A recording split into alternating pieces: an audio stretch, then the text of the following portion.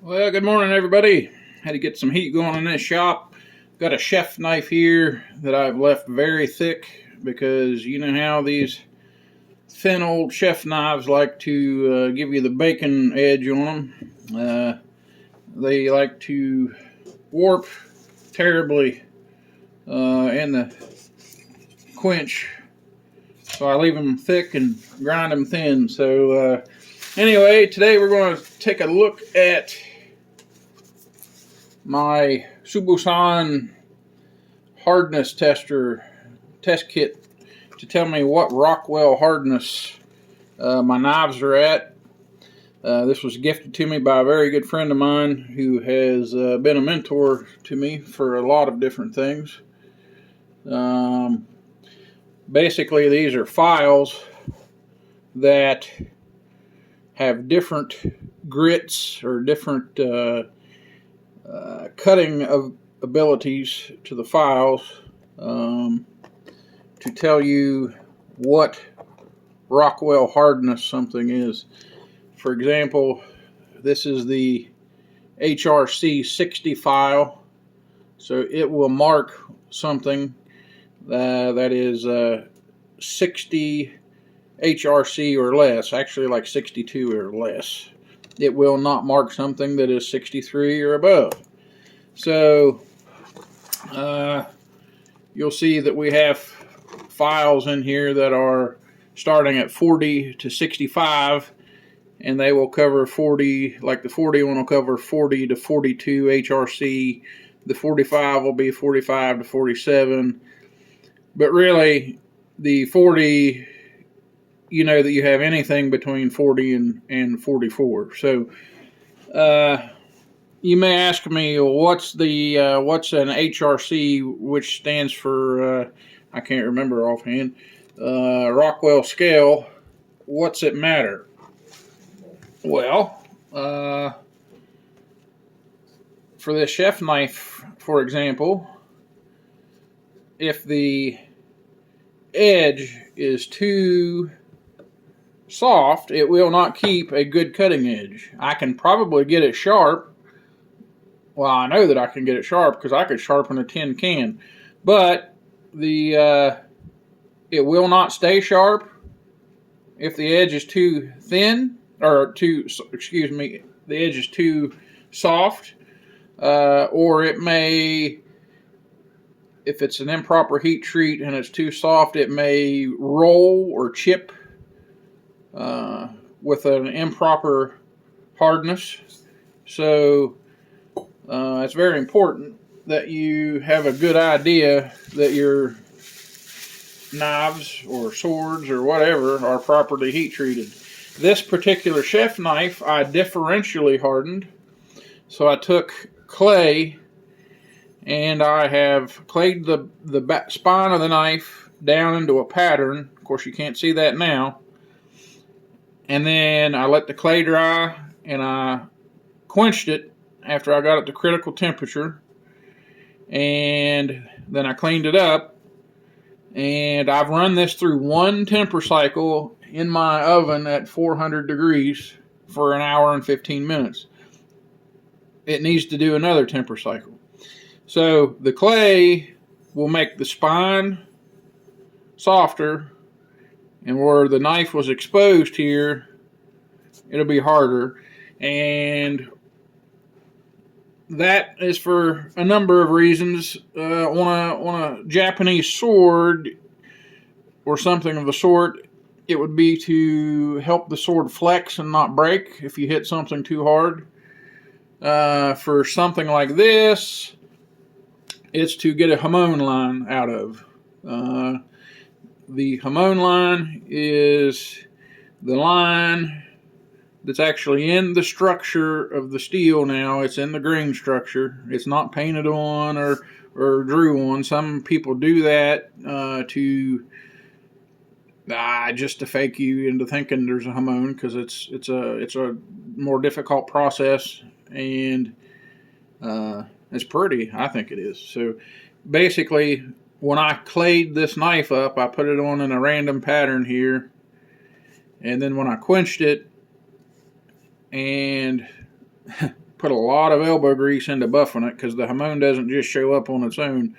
You have to give it some sort of etch, and I etched this one in ferric chloride, and then I buffed and buffed and buffed and shined and buffed until I pulled the hamon out of it. So the darker area here is where the clay was. The lighter area is where it's harder. So that line, and some people call it a temper line. It's really not a temper line, because the whole thing's tempered.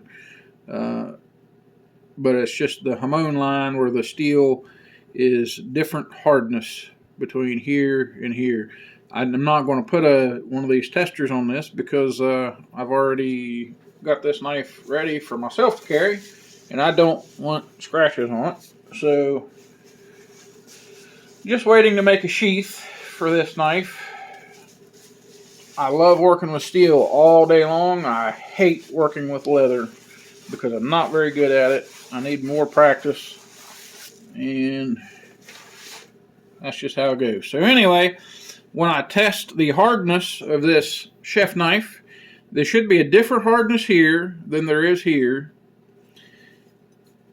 But I've already tempered it, so I'm guessing that. But we'll see.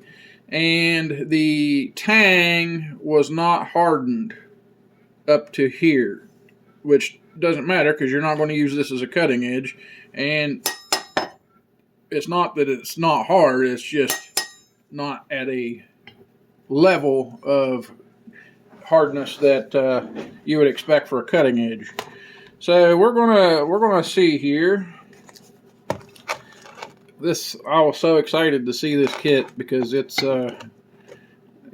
taken the guesswork out of my work here. So I've got the HRC 40 file. It says it goes from 40 to 42. It shows that when you use these files to in this motion to push with the file. So the edge, if it's not HRC 40, then I would be in trouble, really. So what you do is you take it and you push the file. You push it. If you get a mark, or if it digs in, of course it's going to scratch a little bit, but if it digs in, it's between HRC of 40 and 44. You can mark it with anything. Here's a piece of brass that's, very soft. Look, I put a mark on it. So it's not the mark, it is the cutting ability of the file. So this is definitely not an HRC 40 to 44 edge down here. This is, let's see the spine, which is I had softer. It's not digging in there. What about the tang? I'm not sure what the tang will do for us. It obviously digs in there a little more, but not quite, because the tang is harder than 44 also. The next file is a 45 to 47, which is what it says, but the next one's actually 50, so I'm thinking it would be 45 to 49, but we'll see. So what about 45 to 49 on the edge here? No diggy at all. What about the spine? You can tell when they're getting closer, but it's still not digging. And the tang.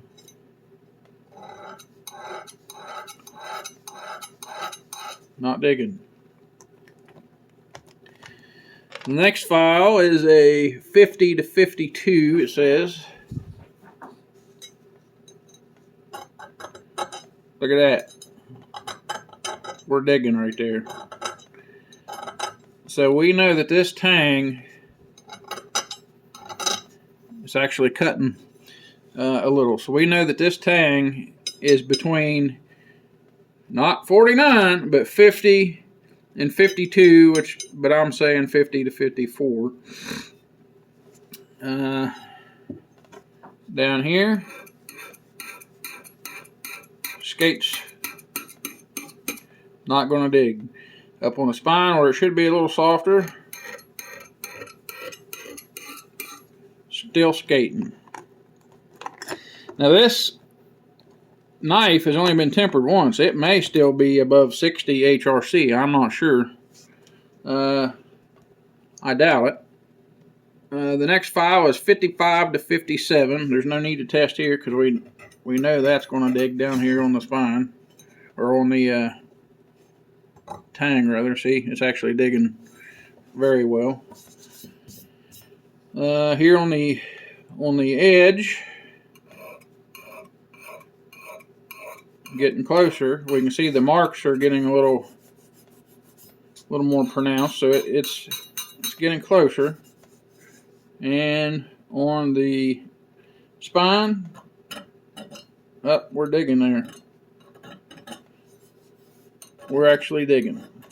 So that tells me that the edge is above, what is this one, 55? We know that the edge is between, or is above 57, but the spine is between 55 and 57 HRC on the scale. We're digging. So the next file is a 60 to 62. No use to try the spine or the edge because we know it's going to dig there. And every little dig I make, I got to grind out later. So the edge is now digging. This might be hard to see that. I don't know here. Yeah, see, I can't even push it now. Yeah, we're digging grooves with the with this file, which is a 60 to 62. So we know that this edge now, and you can check it in different spots, which is, you know, a good idea. That way you know it's hard all along. We know that the edge is between 60 and 62 to 64 HRC, which is good, but that's still a bit too hard. So you may say, what's the optimal HRC Rockwell rating for a knife to cut well but not be too brittle? When you take this out of the quench, it is most likely above 66 to 70 HRC, which means if you drop this, there's a very good chance it could shatter like glass, or you know, it ain't going to shatter exactly like glass, but it'll crack and shatter like a pane of glass would, which is going to do you no good whatsoever because that's too hard to use, too brittle. So you temper this back. Some people call the quench the temper, but that's not really a good term for it. The quench is your quench. Your temper is when you temper this back to a level that is usable as a tool, but not too soft. So what we do is try to get this cutting edge. The rest of this is not too important, but your cutting edge, you want to get between, say, 50, 56, 58 HRC, 58 to 60, you know, 55 to 60, I'll say. You definitely want it below 60. 60 is just a little too hard, but anyway, if you can get this below 60, above 55, 56, you're good. It will keep a very good fine edge. You can get it down to, you can get it thin. It'll stay very sharp. And as long as your grain structure is good with your heat treat, which you need to follow your instructions with your quench oil and whatnot. This is 1095 steel. It was quenched in Parks 50 quench oil. So, which is which is the recommended quench oil. As long as your grain structure is good, you did good thermocycling, it should not take any bends or chips or rolls in the edge, as long as you followed the directions and you had a good heat treat. Now that's to a degree. If you take a ball bat and start pounding it into with a very thin edge into a railroad spike, eventually it's going to take a roll. That's just the way it goes. Nothing's invincible. So anyway, thanks for watching. This needs to go back in for another temper cycle. Sorry, it's a 15-minute video. It shouldn't have really been, but thank you to the person who got this for me. It's much appreciated. It's been invaluable. Here's a little piece of Damascus billet I'm working on. That's another video. Thanks. Stay tuned. Check out my website, VincentPriceKnives.com, or Facebook group at Facebook group is the Wolf Creek Forge. Instagram is at the Wolf Creek Forge. Thanks for watching. We'll see you later.